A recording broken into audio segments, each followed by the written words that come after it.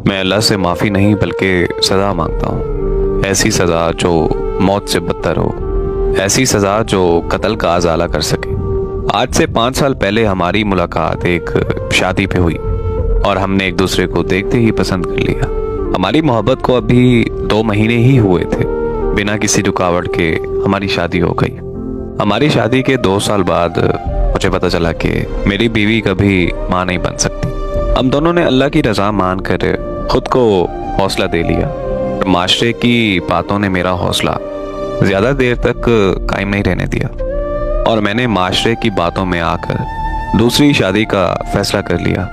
दूसरी शादी के लिए जब मैंने अपनी पहली बीवी से मशवरा किया तो वो मान गई, क्योंकि माशरे के लोग भी उसे तरह तरह की बातें सुनाते थे और ऐसे में मेरी दूसरी शादी हो गई।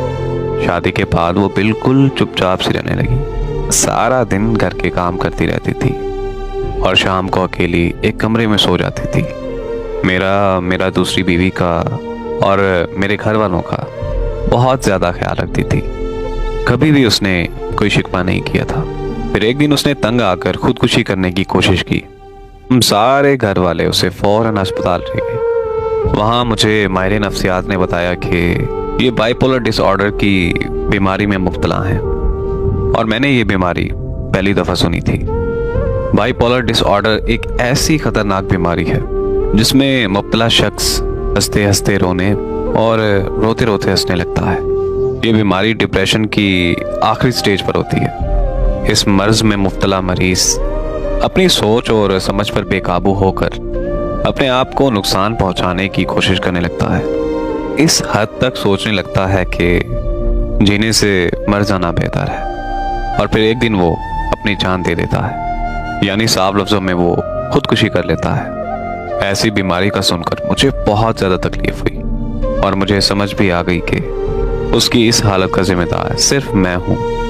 मैंने उसकी इस बीमारी का फौरन ट्रीटमेंट शुरू करवा दिया और दिन रात उसका ख्याल रखने लगा और वो किसी से कोई बात नहीं करती थी, बस बिल्कुल चुपचाप बैठी रहती थी। दिन ब दिन उसकी हालत और ज़्यादा ख़राब होने लगी थी। एक दिन मैं उसकी मेडिसिन लेने मार्केट चला गया। जब मैं वापस आया तो वो इस दुनिया से जा चुकी थी।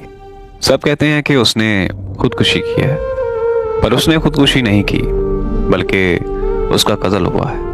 उसकी मौत का जिम्मेदार सिर्फ और सिर्फ मैं हूँ। मर तो शायद वो की दूसरी शादी वाले दिन ही मर गई थी और देखो खुदा की कुदरत के औलाद मुझे दूसरी शादी से भी नसीब नहीं हुई, क्योंकि औलाद अल्लाह ताला ने औरत के नहीं मर्द के नसीब में लिखी है।